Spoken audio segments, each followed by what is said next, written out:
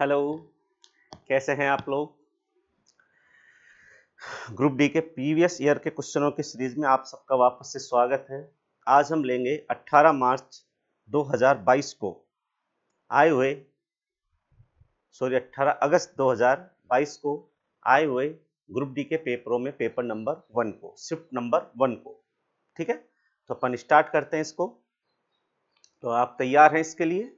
चलिए देखिए, अपन मैथ के कंप्लीट क्वेश्चन इसके अंदर कवर कर रहे हैं। तो अब अपने इस शिफ्ट में लगभग 25-26 क्वेश्चन आपके मैथमेटिक्स के आए थे, जो हर शिफ्ट में लगभग इतने ही आ रहे हैं। तो आज हम इनको कवर करते थे कि सबसे पहला प्रश्न जो आया है वो लाभ हानि पे से आया है। पढ़िए क्या कह रहा है। किसी वस्तु का क्रय मूल्य 5000 से 2000 कम है, डीलर इस पर 10% की छूट देता है, इसके बाद रिटेलर अपने क्रय मूल्य पर 5% की और छूट देता है, तो ग्राहक के लिए अंतिम विक्रय मूल्य कितना है? देखिए क्या कह रहा है प्रश्न, एक बार पढ़िएगा। वस्तु का मूल्य 5000 से 2000 कम है, मतलब वस्तु की रेट तो कितनी है? यहाँ पे 3000 है। वस्तु की रेट 3000 है। सबसे पहले एक छूट कितने परसेंट की दी जा रही है? 10% की। और अगली छूट कितने की दी जा रही है? 5% की दी जा रही है। प्रश्न हमसे कह रहा है बताओ फाइनल रेट कितनी बनेगी। छूट हमेशा माइनस में चलती है, तो 3000 पे एक छूट 10%, मतलब 90 पे गया ये मामला, और एक छूट 5% की ओर दे रहा है, मतलब 95 पे गया ये। तो फाइनल छूट कितनी होगी? 2 जीरो से क्या कटेगा? 2 जीरो, और 2 जीरो से 2 जीरो कटेगा। इसको इससे गुणा करेंगे, फाइनल छूट आ जाएगी अपनी। जैसे अपन पहले 9 को इससे गुणा कर लेते हैं। 9 पंजो 45, बचा कितना? 4, 9 81 और 4 85, और मल्टीप्लाई बाई 3 और करते हैं तो 3 पंजो 15, हासिल 1 लगेगी। 3 पंजो 15 और 1 16, हासिल 1 लगेगी। 3 8 24 और 1 25। तो बताओ क्वेश्चन का आंसर कितना हो जाएगा? 2565 रुपए इसकी फाइनल प्राइस निकल के आएगी।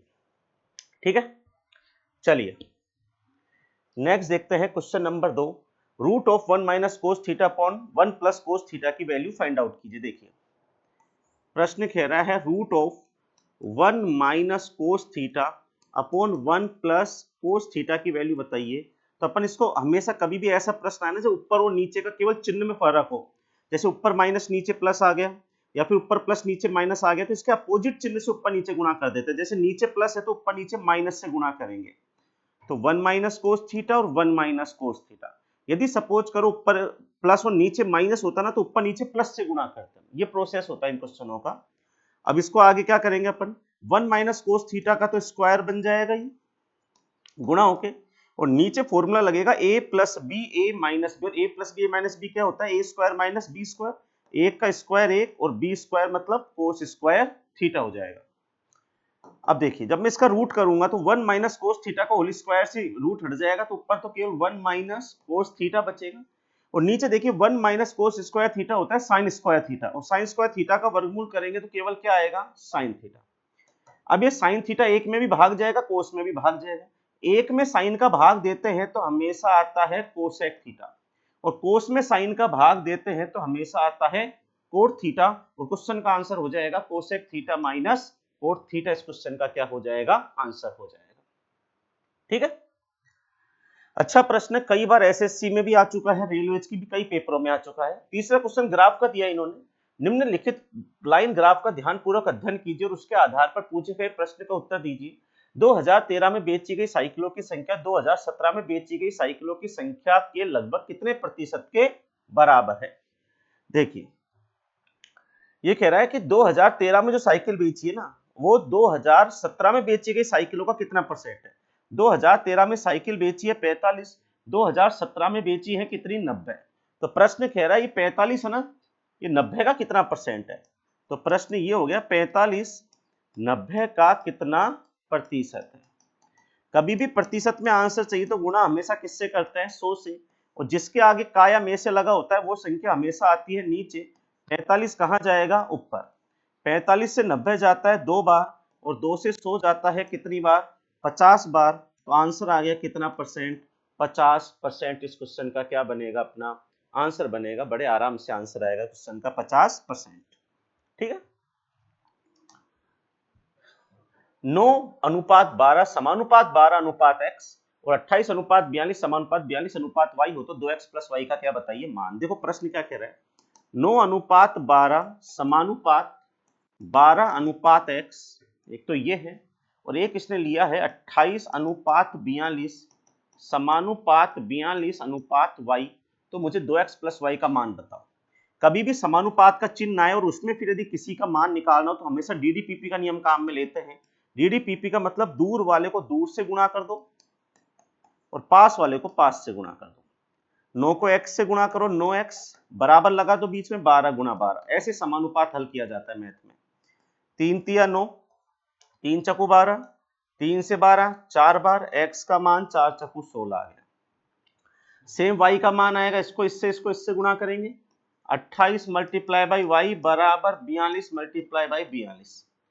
14 दूना 28, 14 तिया 42, और 2 से 42 गया कितनी बार? 21 बार। y का मान आ गया 21 तिया 63। प्रश्न कह रहा हमको 2x प्लस वाई का मान बताइए। तो 2x मतलब 2 गुणा 16 प्लस y मतलब 63। 16 दूना 32, 32 में 63 मिला दीजिए। 2 और 3 5, 3 और 6 9। क्वेश्चन का आंसर कितना आएगा आपका? 95। इस क्वेश्चन का बिल्कुल परफेक्ट आंसर बन जाता है यहाँ पे। कभी भी समानुपात का चिन्ह आता है तो हमेशा आप क्या काम में लोगे? डीडीपीपी का नियम काम में लेते हैं। यदि दो संख्याओं के बीच अंतर 52 है और वो 7:3 का अनुपात में है तो दोनों संख्याओं में से बड़ी संख्या ज्ञात कीजिए। देखो दो संख्याओं का अनुपात 7:3 है और अंतर 52 का है। यहाँ देखो आपको अंतर कितने का नजर आ रहा है? 4 का। 4 4 नहीं 52 है, यही है। 4 की वैल्यू 52 है तो बड़ी संख्या बताइए। बड़ी संख्या कौन सी? 7 की 3 7, तो 7 की वैल्यू निकाल दो। कभी भी मैथ में एक की वैल्यू, किसी एक अनुपात की वैल्यू दी जाए, दूसरे अनुपात की वैल्यू निकालनी हो, एक काम करो। 4 यदि 52 का तो 1 13 का हो गया ना, 13 चौको 52 होता है। तो 1 13 का तो 7 कितने का? 13 7 91। तो बताओ बड़ी संख्या कौन सी हो गई? 91। हमसे पूछता छोटी संख्या बताओ तो मैं किसकी वैल्यू निकाल देता? 3 की वैल्यू निकाल देता। ठीक है। उस त्रिभुज का क्षेत्रफल ज्ञात कीजिए जिसकी भुजाएं 12 14 और 16 हो। यदि किसी भी त्रिभुज की तीनों भुजाओं की लंबाई अलग अलग है तो ऐसे त्रिभुज को बोला जाता है विषम बाहु त्रिभुज। क्या? विषम बाहु त्रिभुज। और इसका जो क्षेत्रफल निकलता है वो निकलता है हमेशा हीरोन के सूत्र से। और हीरोन का सूत्र क्या कहता है? आप जानते हैं, रूट में s गुणा s minus A, s minus B, s minus C, जहां पर s क्या होता है? अर्ध परिमाप a plus B plus C बटा 2, जहां पे ए बी सी क्या है? ये तीनों भुजाएं। तो यदि मैं s की वैल्यू निकालूंगा सबसे पहले तो मैं इन तीनों को जोड़ दूंगा। 12 और 14 26, 26 में मैं 16 और जोड़ूंगा तो आपके सामने आएगा 42 बटा 2, मतलब s की वैल्यू आती है 21। 21 उठा के मैं यहाँ पे पुट करूंगा तो देखो कैसे रखते हैं 21, और एक बार 21 में से सबको एक एक बार माइनस करना है। 21 में से 12 गया तो 9, 21 में से 14 गया तो 7, और 21 में से 16 गया तो 5। अब देखो इसका वर्गमूल आप गुणा करके मत किया करो, कभी भी कहीं गुणा कर दो फिर वर्गमूल करो, तोड़ा करो। 21 को आप 7 के 21 लिख दो, 9 को 9 रहने दो, कोई दिक्कत नहीं है। 7 को 7 रहने दो, 5 को 5 रहने दो। क्यों रहने दो? देखो कभी भी वर्गमूल करते हैं दो के जोड़े में से एक संख्या बाहर आ जाती है। तो यदि मैं यहाँ पे वर्गमूल करूंगा तो 2 7 में से तो कौन बाहर आएगा? 1 7। 9 का वर्गमूल डायरेक्टली 3 होता है, और ना तो इसका जोड़ा है इन दोनों का, ना इनका वर्गमूल, तो इनको गुणा में रख के छोड़ दो। 3 पंजो 15। आंसर आ गया 7 या 21 रूट 15। तो क्वेश्चन का आंसर होगा 21 रूट 15। इसका आंसर होगा ऑप्शन में कौन सा? सी ऑप्शन आपका सही हो गया। यह है आपका हीरोन का फॉर्मूला, है ना। नेक्स्ट है 2.666 प्लस 2.7777 को भिन्न के रूप में दीजिए। देखो पहली बात इनको कैसे सोल्व करते हैं। 2.666 का मतलब है 2.6 के ऊपर बार। यदि पॉइंट के बाद किसी अंक को बार बार लिखा जाता है तो उसके ऊपर बार लगा के छोड़ दो। इनको बोलते हैं पुनरावृत्त दशमलव संख्या, और इनको हल करने के लिए बार को हटाया जाता है। और बार कैसे हटता है? जितने अंकों पर बार होते हैं ना उतने ही 9 नीचे लगा देते हैं। एक अंक पे बार है तो 1 9 नीचे लगा दो। ये हो गया हल। 3 दूनी 6, 3 तिया 9, तो ये हो गया 2 सही 2/3, मतलब 3 दूनी 6 और 2 8/3। तो ये तो हो गया 8/3 हो गया। अगला है 2.77777, तो इसको मैं लिखूंगा 2.7 का बार। बार हटाऊंगा तो 2 सही 7/9, या फिर 9 दूनी 18 और 7 25/9। इनको जोड़ना है तो मैं 8/3 में जोड़ूंगा 25/9। एलसीएम क्या आ जाएगा? 9।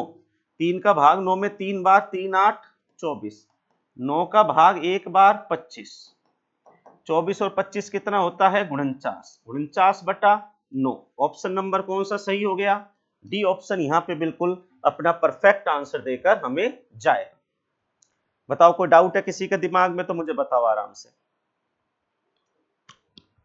चलिए नेक्स्ट है, एक ट्रक 60 किलोमीटर प्रति घंटे की चाल से पी से शहर क्यू तक की यात्रा करता है और उसी मार्ग से 100 किलोमीटर प्रति घंटे की चाल से पी पे वापस लौट आता है, तो बताइए उसकी औसत चाल कितनी है। देखिए ये पी है, ये क्यू है। एक ट्रक 60 की चाल से जा रहा है और 100 की चाल से आ रहा है। कभी भी आपको जाने और आने की चाल दे दे तो औसत चाल का फॉर्मूला आपको हमेशा यूज करना है 2xy upon x plus Y. कभी भी आपको जाने आने की चाल दे दे तो औसत चाल का formula 2xy upon x plus y use करना है। तो 2x की जगह 60, y की जगह 100, 2xy अपॉन में x प्लस वाई करेंगे तो कितना आ जाएगा 160 आ जाएगा ये, ठीक है। 2xy upon x plus Y, देखो 0 से क्या कटेगा 0, 2 से 16 कितनी बार गया 8 बार, 4 से 8 2 बार, 4 से गया ये 15 बार और 2 से 10 जाता है 5 बार, तो 15 5 75 किलोमीटर प्रति घंटे। मतलब ऑप्शन नंबर कौन सा सही हो गया यहाँ पे, ए ऑप्शन आपका बिल्कुल यहाँ पे परफेक्ट हो गया। देखिएगा एक बार आराम से इसको, क्या हम सही कर रहे हैं बिल्कुल।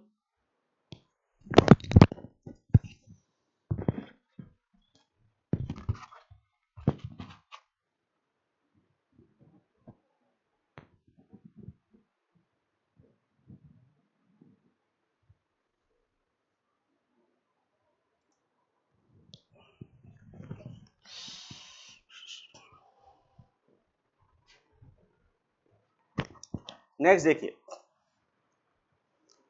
ए 100 अंडे 4 मिनट में गिन सकता है जबकि बी उतने ही अंडे 5 मिनट में गिन सकता है।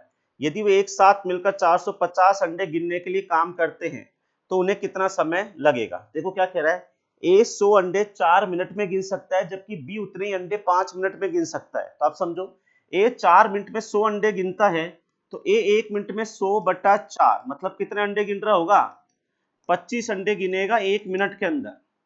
बी 5 मिनट में 100 अंडे गिनता है तो 100 अंडे गिनने में 5 मिनट लगती है, इसका मतलब बी 20 अंडे गिनता है 1 मिनट के अंदर। तो दोनों का पता लग गया, ये 1 मिनट में 25 अंडे गिनता है, ये 1 मिनट में 20 अंडे गिनता है। प्रश्न कह रहा है दोनों एक साथ मिल जाए तो 450 अंडे कितनी देर में गिनेंगे। पहली बात तो दोनों एक साथ मिल गए तो 1 मिनट में 45 अंडे गिन लेंगे और 1 मिनट में यदि कोई 45 अंडे गिनते हैं तो 450 अंडे गिनने में बताओ 10 मिनट नहीं लगेगी क्या। तो आंसर क्या आ जाएगा 10 मिनट आपका आंसर आ जाएगा क्वेश्चन का, बड़े आराम से आंसर आ जाएगा। नेक्स्ट देखिए क्या कह रहा है, पढ़िए एक बार। वर्तमान में मेरे पिता की आयु मुझसे 25 वर्ष अधिक है। 5 साल पहले हमारी आयु का योगफल कितना था 39, तो मेरी वर्तमान आयु ज्ञात कीजिए। आप एक बात समझो, एक तो आयु का अंतर हमेशा समान रहता है। यदि आज उसके पिता उससे 25 साल बड़े हैं तो पहले भी 5 साल पहले भी 25 साल बड़े ही होंगे डेफिनेटली। कभी आयु का अंतर, आज आपका भाई आपसे 4 साल बड़ा है तो वो हमेशा 4 साल बड़ा रहेगा, चाहे 10 साल पहले की ले लो चाहे 100 साल बाद की ले लो, रहेगा वो 4 साल बड़ा। उसने बोल दिया पिता उससे 25 साल अधिक है, 5 साल पहले ही 39 साल के थे। तो मैं इस कहानी को 5 साल पहले लेके चलता हूं तो 5 साल पहले यदि ये पुत्र x का होगा तो पिता इससे 25 ज्यादा है तो x प्लस 25 के पिता होंगे और इनका योग जो है वो 39 है। ये लो बराबर 39 कर दिया तो इससे x की वैल्यू आ जाएगी, x और x 2x बराबर 39 में से 25 कम कर देते हैं इधर, 39 में से 25 कम जाएगा तो 14 बचेगा और 2 से 14 कटेगा 7 बार, तो x की वैल्यू कितनी आ गई 7। x की वैल्यू 7 आने का मतलब है कि पुत्र की वैल्यू पता लगी, पुत्र 7 साल का था लेकिन कब 5 साल पहले। बताओ पुत्र की वर्तमान आयु बताओ मेरी, तो 5 साल पहले यदि कोई 7 साल का है तो आज कितने का हो गया 5 और मिला तो 12 साल, आपका आंसर आ गया। तो प्रश्न का आंसर हो जाएगा ऑप्शन नंबर बी 12 साल, इस क्वेश्चन का आंसर बन जाता है बड़े आराम से। एक टेलीविजन की कीमत प्रिंटर की कीमत से 35,000 कम है, मतलब टेलीविजन में और प्रिंटर में 35,000 का फर्क है और प्रिंटर की कीमत टेलीविजन से दुगनी है। तो टेलीफोन की कीमत, अच्छा सॉरी टेलीफोन, ये टेलीविजन है ये, तो टेलीविजन की कीमत ज्ञात कीजिए। अब देखो कितना सीधा सा प्रश्न दिया है, दोनों की कीमत में 35,000 का फर्क है, टेलीविजन प्रिंटर से 35,000 कम का है, प्रिंटर की कीमत टेलीविजन की कीमत से क्या है, दुगनी है। देखो ये टेलीविजन ये प्रिंटर, यदि प्रिंटर की कीमत टेलीविजन से दुगनी है तो ये x का, तो ये कितने का, 2x का। और इसने पहली लाइन ये भी बोली कि टेलीविजन की कीमत प्रिंटर से 35,000 कम है, आपको इनमें तो इन दोनों का अंतर 35,000 है, यदि इनका अंतर निकालू 2x में से x गया तो x का मान ही तो आएगा 35,000, तो इनका अंतर 35,000 x ही तो बनेगा, इनका अंतर भी x बनेगा, तो x की वैल्यू 35,000 हो गई। तो टेलीविजन की कीमत बताओ, टेलीविजन को x का ही तो माना है मैंने, तो टेलीविजन कितने का हो गया, 35,000, आपका आंसर हो गया क्वेश्चन का। अब बताओ, इतने इजी प्रश्न आराम से आपके एग्जामों में आ जाते हैं, जोड़ बाकी के क्वेश्चन है। कक्षा 9 के विद्यार्थियों के एक समूह ने एक इलाके के प्रत्येक परिवार में सदस्यों की संख्या जानने के लिए 40 परिवारों का सर्वेक्षण किया, जिसे परिणाम स्वरूप नीचे दी गई बारंबारता सारणी प्राप्त हुई, इन आंकड़ों का बहुलक ज्ञात कीजिए। देखिए कभी भी ऐसे प्रश्न आ जाए तो इसमें बहुलक निकालने का जो तरीका होता है, जो फॉर्मूला होता है, पहले वो लिख देता हूं, L plus F1 minus F0 upon में 2F1 minus F0 minus F2 multiply by H। अब पहले तो ये बता देता हूं ये कौन कौन क्या क्या होता है। जो सबसे ज्यादा जिसका ये वैल्यू आती है ना, परिवारों की संख्या बारंबारता बोलते हैं इसको, इस जिसमें सबसे बड़ी वैल्यू आती है उसका नाम होता है F1, उससे ठीक ऊपर वाला हमेशा F0 रहेगा, नीचे वाला F2 रहेगा। आप ये मत समझना कि उससे कि सबसे बड़ा F1 है तो उससे नीचे वाला F0 होगा, नहीं, सबसे बड़ा F1 होता है, उससे जस्ट ऊपर जो भी लिखा होता है सारणी में वो F0 होता है, उससे नीचे वाला F2 होता है। ये तो F1 F0 F2 की वैल्यू हो गई। ये F1 जो आप लेते हो ना, इसमें जो ये जो वैल्यू होती है ना छोटी वाली, इसको बोलते हैं L, लोअर लिमिट। और H क्या होता है, आप देखो इनमें सब में कितने का फर्क आ रहा है, 2 4 4 6 10 8 10 12, 8 10 10 12 में 2 का जो अंतर होता है इसको बोलते हैं H। अब मैं वैल्यू लिखता हूं, L की जगह लिखूंगा 6 प्लस F1 माइनस F0 मतलब 12 माइनस 8 अपॉन में 2F1 मतलब 24 minus F0 minus F2 minus 8 minus 6 multiply by H, H का मतलब 2, ये वैल्यू होती है बस। 6 की जगह 6 आ गया, 12 में से 8 गया तो 4 बटा में 24 में से 8 गया तो 16, 16 में से 6 गया तो 10 और मल्टीप्लाई बाई 2। 2 से ये जाता है कितनी बार, 5 बार, और 6 में जब मैं 4 बटा 5, 5 का भाग 4 में दोगे, पॉइंट लगोगे, 5 8 40, 0.8 आएगा, और 6 में 0.8 जोड़ोगे तो बताओ क्वेश्चन का आंसर अपना कितना आएगा, 6.8। इस क्वेश्चन का बिल्कुल परफेक्ट क्या होगा, आंसर बन जाता है। ध्यान रखिएगा, अच्छा प्रश्न है, कई बार आपके रेलवेज में पूछा जाता है।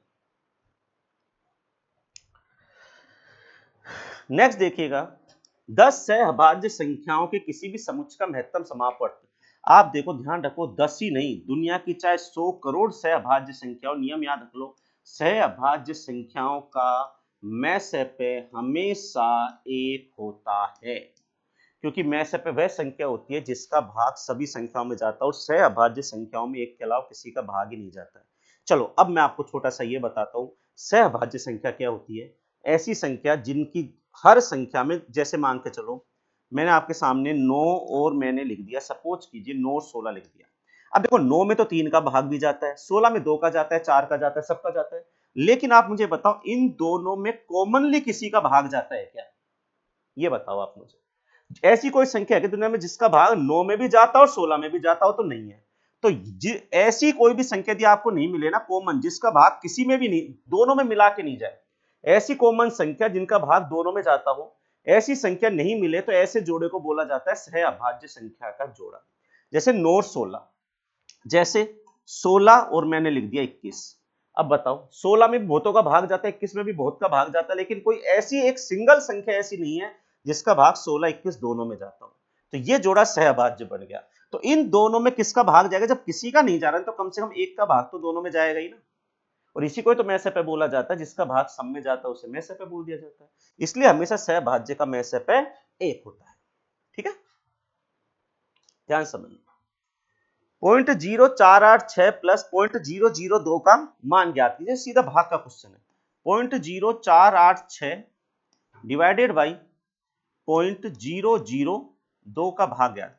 कभी भी ऊपर और नीचे पॉइंट आए ना तो एक चीज का ध्यान रखो, पॉइंट से पॉइंट काट दो, लेकिन उसकी शर्त ये होती है कि पॉइंट के बाद के अंक समान होने चाहिए।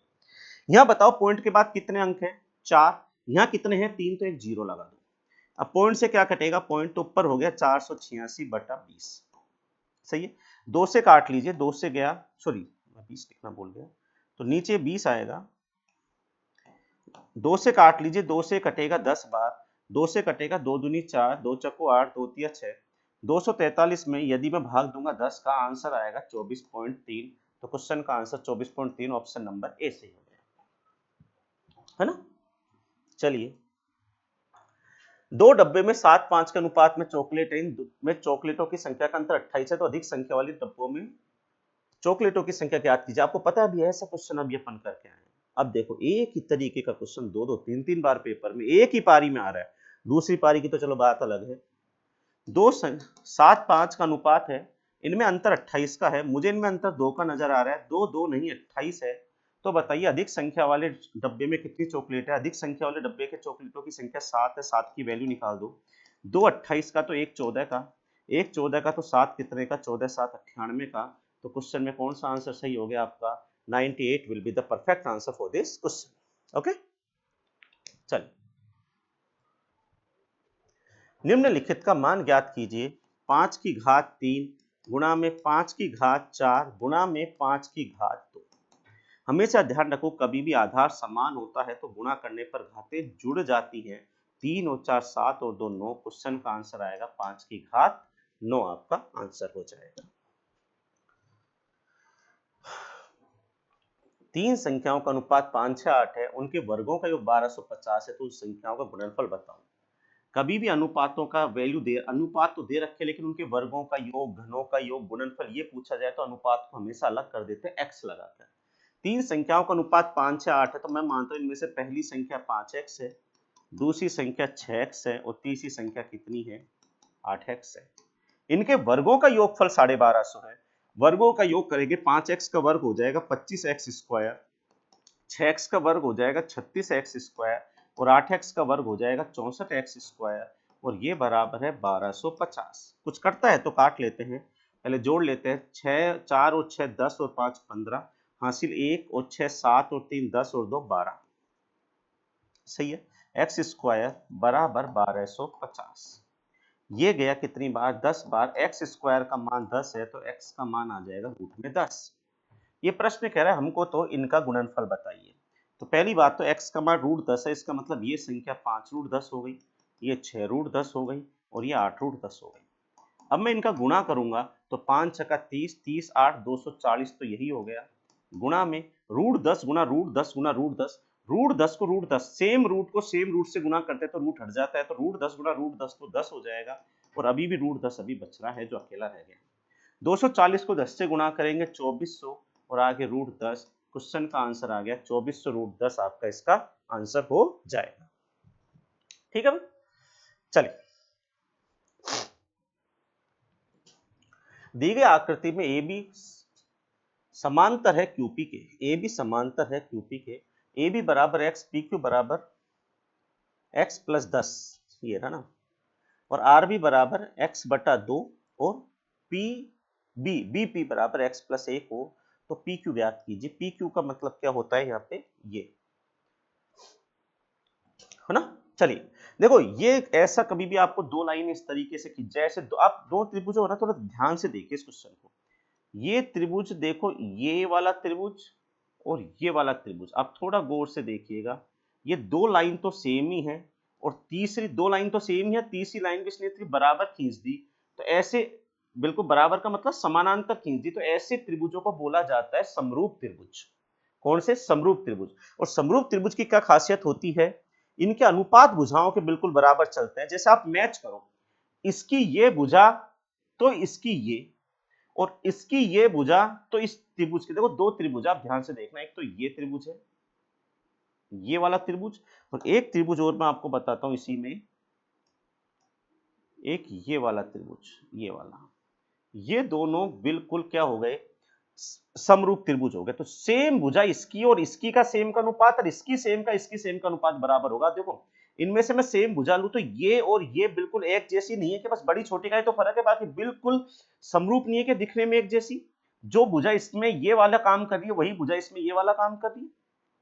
तो इसका x प्लस 10 और इसका अनुपात x बराबर, अब ये नीचे वाली भुजाओं में बात करूं तो देखो क्या हो रहा है, थोड़ा ध्यान से देखिएगा। नीचे वाली भुजाओं में जो काम ये वाली भुजा बड़े त्रिभुज की कर रही है वही काम ये वाली भुजा छोटे त्रिभुज के लिए कर रही है।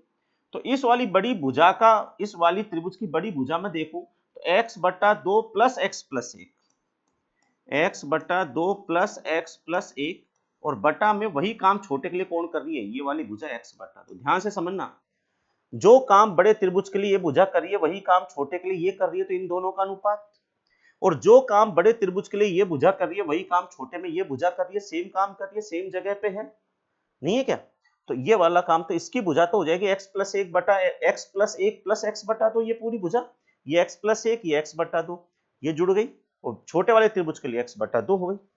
अब मुझे इसमें वैल्यू चाहिए, पहले x की वैल्यू हम फाइंड आउट करेंगे। कैसे करेंगे देखो, ये x प्लस 10 बटा x को तो रहने देता हूं, और इसको देखो मैं कैसे सोल्व कर रहा हूं, इसको देखिए मैं यहां सोल्व कर देता हूं। x बटा 2 प्लस x प्लस 1, मैं इसका एलसीएम 2 ले लेता हूं, यहाँ कुछ नहीं है तो बटा में 1 लगा देता हूं। 2 यहाँ पे आ गया तो x आ गया, 1 का भाग 2 में 2 बार 2x आ गया, और 1 का भाग 2 में 2 बार 2 आ गया। तो 2x और x कितना होता है, 3x प्लस 2 बटा 2। तसल्ली से देखिएगा, अब देखो 3x प्लस 2 बटा 2, और बटा में क्या चल रहा है, x बटा 2, ये 2 से 2 कट जाएगा क्योंकि ऊपर छट जाएगा, और ये x यहाँ पे आ जाता है। तो ये हमेशा कभी भी 4 मंजिल छट जाती है ना, ये ऊपर जाती है और ये यहाँ जाती है। तो मेरे पास अब क्या क्या बचेगा, वापस देख लो, x प्लस 10 बटा x बराबर 3x प्लस 2, और बटा में क्या बचेगा, केवल x बचेगा, ये बचेगा। सही है। अब यहाँ पे देखो बड़े मजे से x से क्या कट गया, x भी कट गया। अब एक काम करता हूँ, प्लस का तो इधर जाके माइनस का हो जाएगा। देखो मेरे पास बच क्या है, देख लीजिए, x प्लस 10 बराबर 3x प्लस 2, प्लस का 2 माइनस का होगा, 10 में से 2 गया तो 8, और x उधर जाके माइनस का होगा, 3x में से x गया तो 2x, और 2 से 8 जाता है 4 बार, x का मान तो आ गया 4। 4 जल्दीबाजी में आंसर मत लगाना आप लोग, एग्जाम में सबसे बड़ी गलती होती है। इसने x का मान नहीं पूछा, कह रहा है मुझे pq का मान बताइए। pq का मान यदि आप देखोगे तो pq का मान x नहीं है, x प्लस 10 है, तो pq का मान x प्लस 10 है, तो x का मान 4 आ गया, तो 4 प्लस 10, तो बताओ pq का मान कितना आ गया आपका, 14 इस क्वेश्चन का आंसर बन जाता है। देखिएगा, तसल्ली से सीखिएगा आप लोग इसको।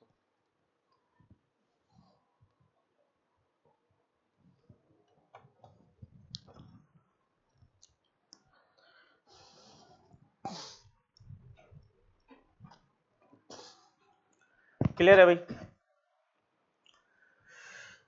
ज्योमेट्री का क्वेश्चन है, अच्छा प्रश्न है। शीर्ष ए 0 माइनस 2 बी 2 1 सी 0 4 डी माइनस 2 1 से बनने वाले चतुर्भुज एबीसीडी का क्षेत्रफल ज्ञात कीजिए। अच्छा प्रश्न है, कोऑर्डिनेट का क्वेश्चन आया डायरेक्ट आपके एग्जाम में, आता नहीं है रेलवेज में ज्यादातर कोऑर्डिनेट का क्वेश्चन। इसने देखो 4 शीर्ष बता दिए। अब यार तो ये नहीं पता चतुर्भुज एबीसीडी का क्षेत्रफल तो निकाल लेंगे, लेकिन ये चतुर्भुज है कौन सा, ये वर्ग की बात कर रहा है, आयत की बात कर रहा है, समचतुर्भुज की बात कर रहा है, समानांतर की बात कर रहा है, या फिर कौन से त्रिभुज की बात कर रहा है आखिर ये, है ना? तो सबसे पहले तो समलंब की बात कर रहा है, वो भी एक त्रिभुज चतुर्भुज होता है, कई तरीके के चतुर्भुज होते हैं, 5-6 तरीके के। तो ये पता चलता है पहली बात तो इसके भुजाओं से और विकर्णों से। पहले तो हम इसके भुजा और विकर्ण निकालेंगे। कभी भी आपको 2 पॉइंट दिए जाए, जैसे आपको ए का मान दे दिया 0 माइनस 2 और बी का मान आपको दे दिया 2 1, कभी भी आपको ऐसे 2 पॉइंट दिए जाएं और आपको इनकी भुजा की लंबाई निकालनी हो तो कैसे करते हैं, इनके बीच की दूरी निकालनी हो ना तो रूट लगाओ और एक में से एक को घटाते जाओ। 2 में से 0 गया तो 2 और इसका स्क्वायर कर दो ऐसे। एक में से -2 गया तो देखो एक में से -2 घटे, अब यहां गलती कर देते स्टूडेंट, एक में से -2 घटाना है। अब आप क्या करोगे, एक में से 2 गया -1 लिख दोगे, नहीं, एक में से 2 नहीं घटाना, एक में से -2 घटाना है। एक में से घटाओगे -2 तो माइनस माइनस प्लस 1 और 2 3 हो जाएगा, ये ए बी की भुजा की लंबाई आ जाएगी। कितनी आएगी देखो, रूट में 4 प्लस 9, ए बी हो गया 13 का रूट में। अब मैं यहीं से निकाल लेता हूं, फिर मैं अगली भुजा निकालता हूं बीसी। अब मैं वहीं से देख लेता हूं बीसी का मतलब, अब आप इसमें से इसको घटा दो, 0 में से 2 गया तो -2, तो -2 का स्क्वायर, प्लस 4 में से 1 गया तो 3 का स्क्वायर, -2 का स्क्वायर भी 4 होता है, 3 का स्क्वायर 9 होता है, वही रूट में 13 आ गया BC का मान। चलो अब मैं CD का मान निकाल लेता हूं मैं एक बार। CD का मान इन दोनों से देखा, पहले -2 में से 0 घटा दो तो -2 बचेगा, तो रूट में -2 का स्क्वायर, और एक बार 1 में से 4 घटा दो तो -3 बचेगा, -3 का स्क्वायर, -2 का स्क्वायर 4 -3 का स्क्वायर 9, रूट में फिर 13 हो गया। एक बार मैं DA का मान भी निकाल लेता हूं। DA का मान इन दोनों से निकलेगा, -2 में से 0 घटाओ -2 का स्क्वायर आएगा, और एक बार 1 में से -2 घटाओ वही 3 बन गए, 1 में से -2 घटाएंगे 3 बनेगा, 3 का स्क्वायर आ गया। ये हो गया 4 + 9, ये रूट 13 आ गई। अब एक चीज देखिए आपने, इस चतुर्भुज की चारों भुजाओं की लंबाई क्या हो गई? समान। अब चारों भुजाओं की लंबाई समान है, इसका मतलब ये या तो वर्ग है या समचतुर्भुज है।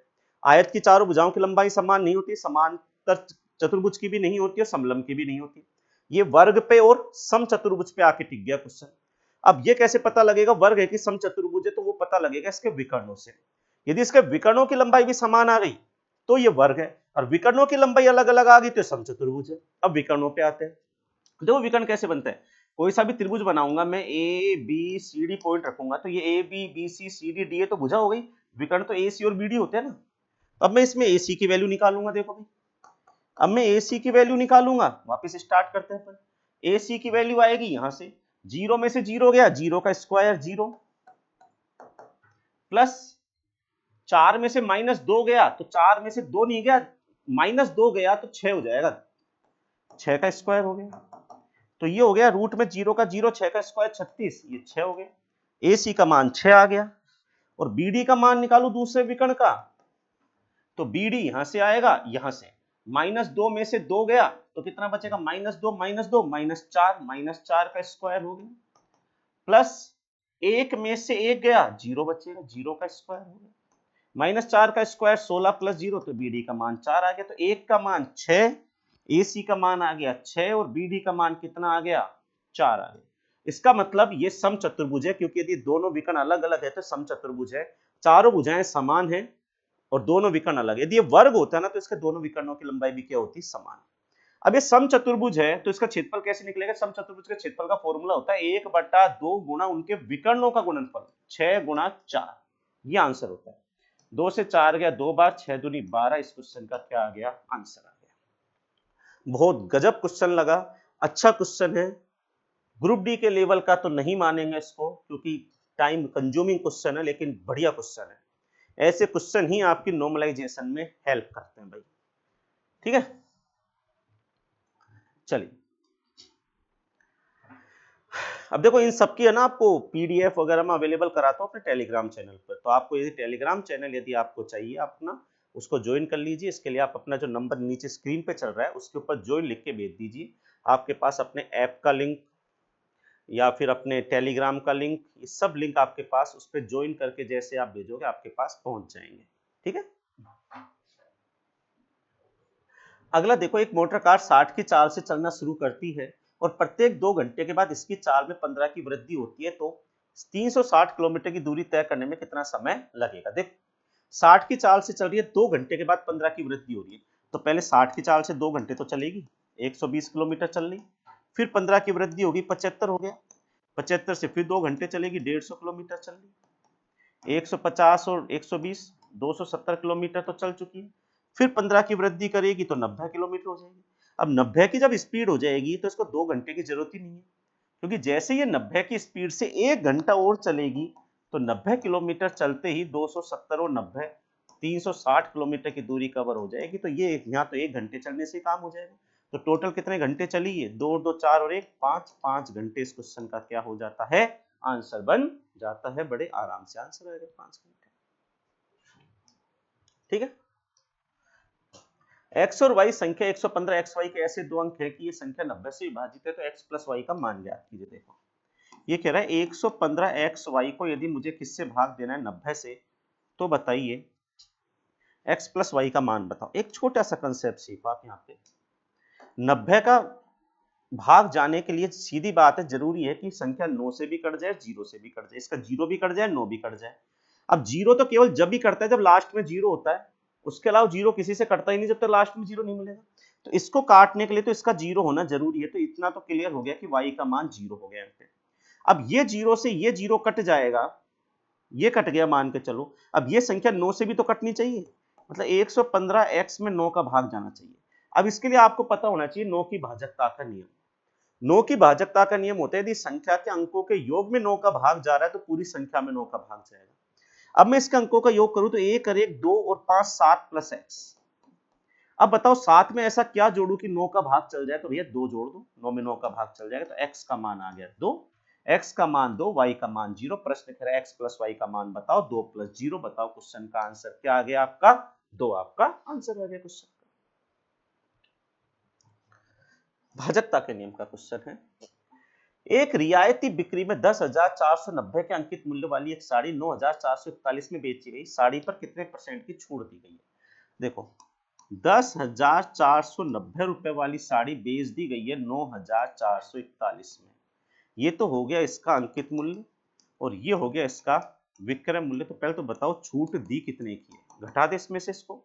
10 में से 1 गया तो 9, 8 में से 4 गया तो 4, यहाँ 4 में से 4 गया 0 और 10 में से 9 गए 1,049 की छूट दी गई है। कभी भी आपको छूट का परसेंट पूछे तो फॉर्मूला होता है छूट कितने की छूट दी है, 1,049 की। किस पे दी है? अंकित मूल्य पर। इस पे तो छूट दी है तो बटा अंकित मूल्य और गुणा किससे कर देते हैं? 100 से। 0 से 0 जाता है, 1,049 से 1,049 गया। बताओ क्वेश्चन का आंसर कितना आएगा? 10% आपका आंसर हो जाएगा क्वेश्चन का, बड़े आराम से, मजे से, तसल्ली से। आहा। समीकरण x square minus 12x plus के बराबर 0 के मूलों में से एक मूल x बराबर 3 है तो दूसरा मूल ज्ञात कीजिए। देखो इसने क्या बोला है, समीकरण है x square minus 12x plus के बराबर 0 में मूलों में से एक मूल 3 है, दूसरा मूल। देखो पहली बात तो द्विघात समीकरण को हल करने पर हमेशा उसके 2 मूल प्राप्त होते हैं, मतलब 2 उत्तर प्राप्त होते हैं x के, और वो दोनों समीकरण को सेटिस्फाई करते हैं। अब इसने खुद ने एक उत्तर बता दिया कि एक उत्तर तो x बराबर 3 है तो दूसरा उत्तर ज्ञात करो। पहले तो एक काम करता हूँ, x बराबर 3 जब इस समीकरण का उत्तर ही है तो इसमें x बराबर 3 रख देता हूँ, k का मान तो आ जाएगा। 3 रखूंगा, 3 का स्क्वायर 9 माइनस 12 3 36 प्लस k बराबर 0। k का मान चाहिए तो 36 उधर जाके पॉजिटिव बिहेव करेगा, 9 उधर जाके माइनस हो जाएगा और 36 में से जब मैं 9 को कम करता हूँ तो 27 आता है। तो ये तो क्लियर हो गया, समीकरण में k का मान 27 है तो k का मान 27 रखो तो समीकरण बनेगी x square minus 12x plus 27 बराबर 0। ये तो फाइनल समीकरण हो गई। अब देखो इसका पता है दूसरा मान निकालने के 2 तरीके होते हैं आपके पास। या तो आप इसको प्रॉपर हल करो जो इसका तरीका होता है, वो तो मैं बताऊंगा। यदि आप इसका एक तरीका हो रहा है, यदि आपको कुछ भी दिमाग में नहीं आता तो इनमें x का मान रख के देख लो। अब जिस x के मान से यहाँ रखने से बराबर 0 हो जाएगा, LHS बराबर RHS, वो भी उसका उत्तर ही है। तो वो उत्तर तो वो तो आप तरीका खुद ट्राई कर लेना, x का मान रख के चेक कर लेना, आंसर आ जाएगा। लेकिन अब मैं इसका प्रॉपर तरीका बताता हूँ तो थोड़ी सी आप 8वीं 9वीं क्लास याद करो अपनी। वहां पे एक तरीका चला करता था छोटा सा कि हमेशा इसके 2 टुकड़े करते हैं और 2 टुकड़े इस तरीके से करते हैं कि जो गुणा करने पर तो ये आ जाए, जोड़ने पर ये आ जाए, तो 9 3 27 परफेक्ट हो जाएगा यहाँ पे। तो x square minus 9x minus 3x plus 27 बराबर 0। इन दोनों में से x कॉमन लूंगा तो x माइनस 9 बचेगा, यहाँ माइनस 3 कॉमन लूंगा तो एक तो x बचेगा, माइनस से प्लस माइनस हो गया, 3 9 27 बचेगा बराबर 0। अब क्या करते, देखो ये आपने टुकड़े सही करे नहीं करे ये पता लगता है, यदि कोष्टक की संख्या बराबर आ गई तो सही कर रहे हैं आप। अब एक बार तो x माइनस 3 बाहर वाले को बराबर कर दो, एक बार x माइनस 9 कोष्टक को बराबर 0 कर दो। इससे तो x बराबर 3 आ गया, ये पहला मान आ गया। पहला मान तो हमको पहले ही बता दिया था इसने कि x बराबर 3 है। दूसरा मूल कितना आ गया? x बराबर 9, तो आंसर आ गया x बराबर 9। और आप चाहते थे ये नहीं भी करते तो आप x बराबर 9 यहाँ रख के देख लो, बराबर आएगा। 9 का स्क्वायर 81 माइनस 12 9 कितना होता है? 108 प्लस 27। अब देखते हैं बराबर 0 आते हैं क्या। देखो 81 और 27 भी 108 ही होता है, 7 और 1 8, 8 हो तो 10 और इससे 1 कट गया, 0 आ गया। ये सही आंसर। ठीक है, नेक्स्ट देखिए, a और b समीकरण x square plus x minus 2 बराबर 0 के मूल हैं तो x के पदों में वह द्विघात समीकरण ज्ञात कीजिए जिसके मूल 1 बटा a प्लस 1 अपॉन b और a b होंगे। देखो बड़ा खतरनाक क्वेश्चन है, बहुत अच्छा प्रश्न है, थोड़ा टाइम भी लेगा। ये कह रहा है a और b एक समीकरण ऐसी है x square plus x minus 2 बराबर 0 के मूल है।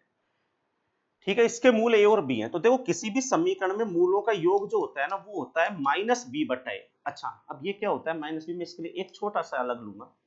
जैसे मान के चलो, एक छोटा सा कंसेप्ट मैं आपको सिखाता हूं, ध्यान से समझिएगा।